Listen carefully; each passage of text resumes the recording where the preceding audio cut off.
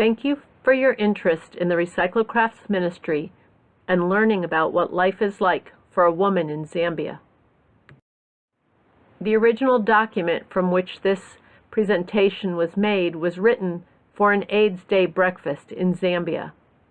The photographs were taken by founder Tracy Murray during her time in Zambia. If I were a girl child born in Zambia, my birth would be welcomed, but not as much as if I were a boy. My mother's health would be further compromised by the pregnancy and delivery. Already undernourished herself, she would nurse me for as long as possible. Soon I would be one more mouth to feed in a family without enough. If I lived to become a girl in Zambia, I might go to school for a few years. But my family would struggle to pay for my books and uniforms. I might have to walk miles to get to my school.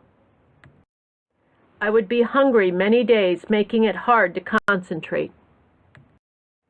I would be told that girls don't really need to go to school. If I became an adolescent girl in Zambia, I would now take care of my younger brothers and sisters, even if it meant not going to school. I would help cook and clean for the family. Sometimes I would hear about a friend being sent to live with an uncle, so she would no longer be a burden to the family. If I became a young lady in Zambia, school would be considered a luxury. My family couldn't pay the school fees, and the closest secondary school would be many miles from my home. If I wanted to go to school, I could find an older man to pay my fees, but he would expect much of me in return. If I were a young adult in Zambia, many of my friends would get pregnant, drop out of school, and some would get infected with HIV. If I were a woman in Zambia and a man asked to marry me, my family would rejoice because I would have fulfilled my birth roles. Before my marriage, I would go through an initiation ceremony where I would be reminded that my primary responsibility is to please and satisfy my husband in all aspects, and that a well-groomed wife is one who is submissive and obedient. I was told that if my husband becomes unhappy, it's because I have not satisfied him. My family would send me to his house with a broom, a pot, and a chitangi cloth tied around my waist to symbolize that he is the head of the house, and I am expected to cook and clean and care for the children.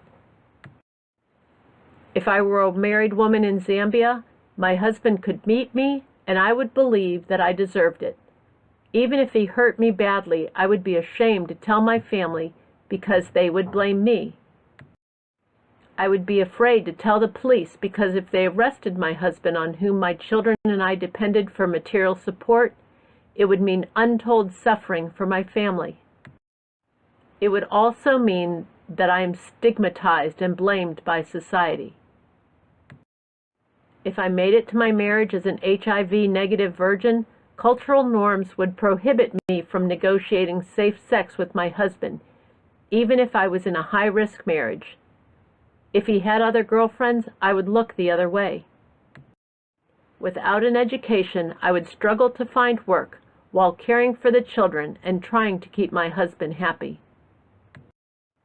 As a woman in Zambia, I want more for my daughters.